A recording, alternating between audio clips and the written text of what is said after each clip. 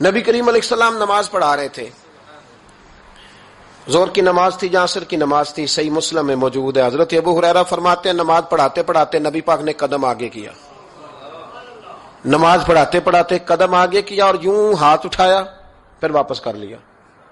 اب نماز پڑھ کے نا تو سلام پھیرا تو صحابہ عرض کرنے لگے یا رسول اللہ صلی اللہ علیہ وسلم وہ نماز میں پیر بھی آگے کیا تو ہاتھ بھی اٹھایا، تو وجہ کیا تھی؟ اب پہلا سوال تو یہ ہے کہ آپ لوگ نماز پڑھ رہے تھے یا حضور کو دیکھ رہے تھے؟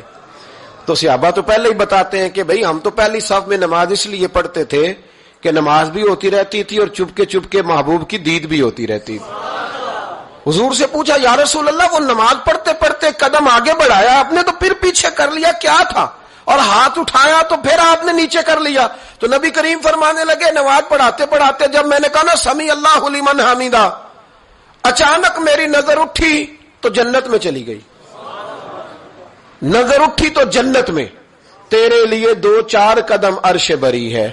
تو محبوب فرماتے ہیں جب میری اوپر نظر گئی نا تو میں نے دیکھا کہ انگوروں کا ایک خوشہ لٹک رہا ہے جنت میں، تو میں نے ہاتھ بڑھایا کہ توڑ لوں۔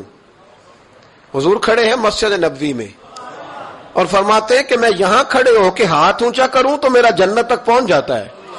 فرمایا میرا ارادہ ہوا کہ وہ خوشہ جنت کا توڑ لوں اور ذرا میں نے پیر آگے بڑھایا ہی تھا تو میرے دل میں خیال آیا کہ جنت راز ہے تو راز ہی رہنی چاہیے، یہ راز کھول گیا تو مزہ نہیں آئے گا، تو میں نے پھر وہ ہاتھ واپس کر لیا۔ صحابہ کہتے ہیں جب نبی کریم نے یہ بیان کیا تو ہمارے چہرے نہ تجسس سے کھیل اٹھے، تجسس سے ہم کوئی بات اور بھی سننا چاہتے تھے۔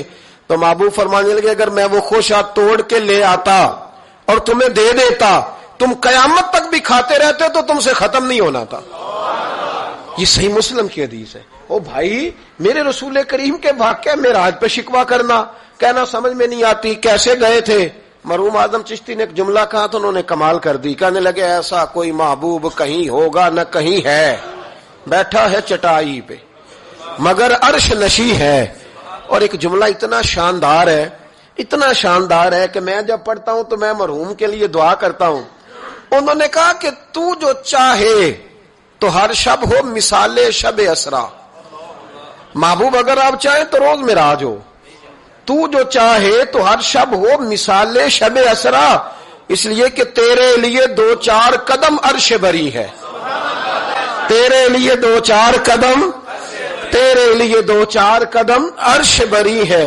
اور کہنے لگے ہر ایک کو میسر کہاں اس در کی غلامی، اس در کا تو دربان بھی جبریل امی ہے۔